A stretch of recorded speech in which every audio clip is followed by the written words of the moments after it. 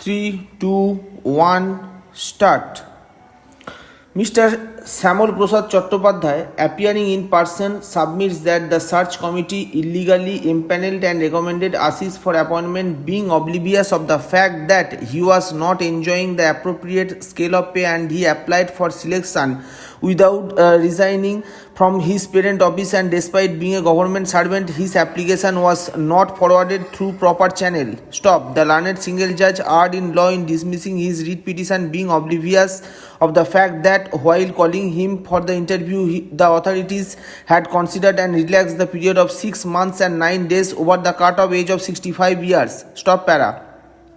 Mr. Ashok Kumar Chakraborty, learned additional solicitor general appearing for UOI, submits that the selection process was pertaining to grant of appointment on contractual basis. Stop. Such selection does not attract the rigors of a regular selection process, more so when the writ petitioners failed to establish any malafide. The learned single judge, in exercise of powers of judicial review, ought not to have interfered with the selection conducted by a specialist body. Stop para. According to Mr. Chakraborty, on the ground of alleged procedural impropriety, the learned single judge ought not to have interfered with the selection at the instance of an unsuccessful candidate, more so when there is no allegation to the effect that the entire selection process was a nullity. Stop para. Drawing our attention to the provisions of Article 163 of the Constitution of India, Mr. Chakraborty argues that the decision of the Honorable Governor in exercise of his discretion is final, and the validity of anything done by the Honorable Governor cannot be called in question on the ground that he ought or not to have acted in his discretion. Stop para.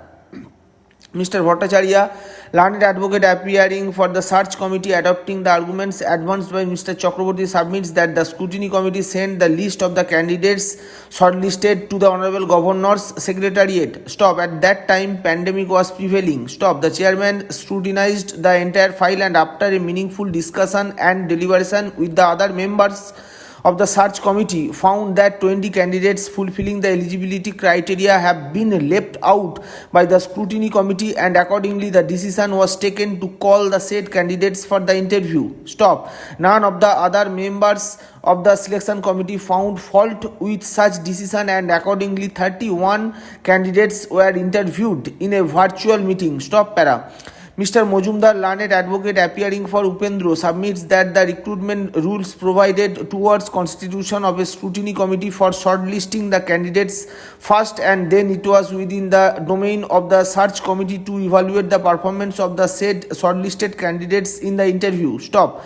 Such rules existing during initiation of selection process were altered in the subsequent stage of selection. Stop. The chairman of the search committee had no jurisdiction to sit in appeal or to review the decision of the scrutiny committee. Stop. Furthermore, it would be explicit from the minutes of the meeting dated 20th May 2022 that the Honorable Governor, in his individual capacity and in exercise of his discretion, included 20 candidates over and above the 11 candidates shortlisted by the scrutiny committee. Stop.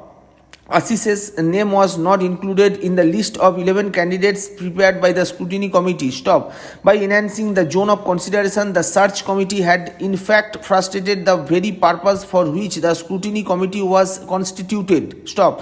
In derogation to the recruitment rules, the zone of consideration was illegally enhanced, and Ashish was a beneficiary of the illegalities perpetrated by the authorities. Stop para.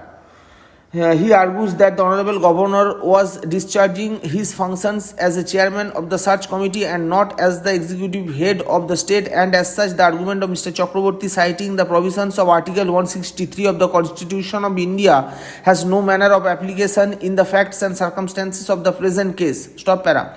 He further argues that the chairman of the search committee had no jurisdiction to appoint the director. Stop. Such jurisdiction stands conferred upon the executive board, as would be explicit from the rules and regulations. Stop. In the said conspectus, the learned single judge rightly allowed the writ petition being WPA 18906 of 2022 by quashing the subsequent list of 20 candidates, the letter of recommendation dated 26 May, 2022, and the appointment letter of Ashish dated 5th July, 2022. Stop para.